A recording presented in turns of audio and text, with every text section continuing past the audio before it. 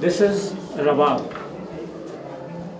During the ancient times, it was used for martial music when they used to fight, and then the Rababis used to sing songs and encourage the soldiers.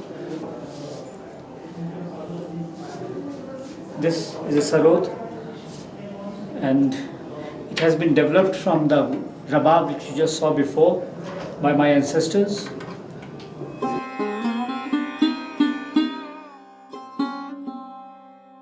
It was invented by my great-great-grandfather, and the prototype of it was the Kabuli Rubab, the Afghan Rubab. And he was an Afghan who was from Jalalabad.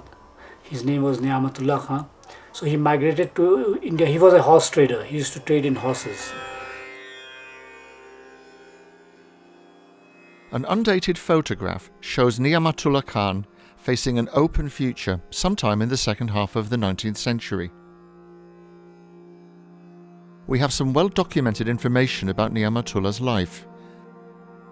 He was born in 1827 and died in 1903. We know the name of his father, and we know the employers and patrons who valued his music. We also know that he had made his mark as a musician in India by the mid-19th century, and that he had received professional training from established Indian court musicians. We know that his sarod playing is alive in the Gharana repertory today. Unfortunately, we have no record of what Niamatullah's sarod actually sounded like. It was only with the instrument of his son, Azadullah Khan, that we have one of the first recordings of the sarod.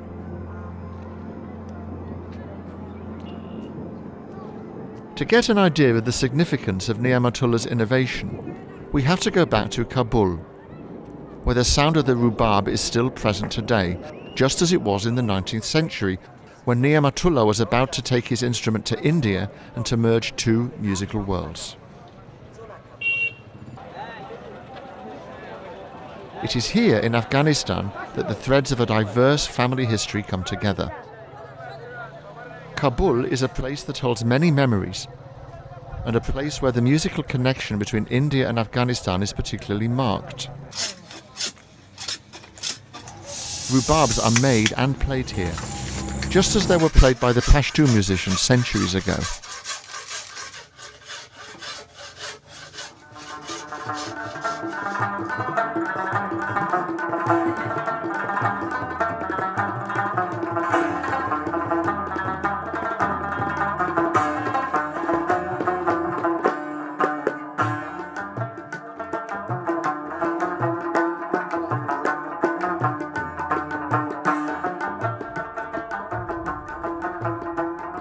Kabul has preserved the sound from which Niamatullah shaped his experience of India into a new musical voice.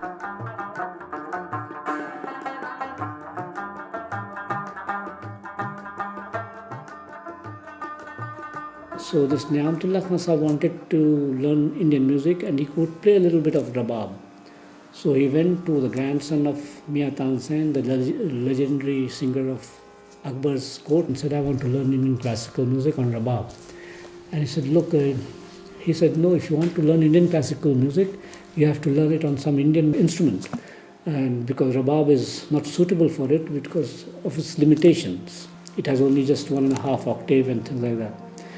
So, but my great-grandfather, he was adamant, and since he liked Rubab so much, and he was an Afghan, so he said, okay, I'll modify the Rubab and adapt it to Indian conditions. And he did away with the frets which the Rubab has, changed the fingerboard to a metal fingerboard, did away with the gut strings, put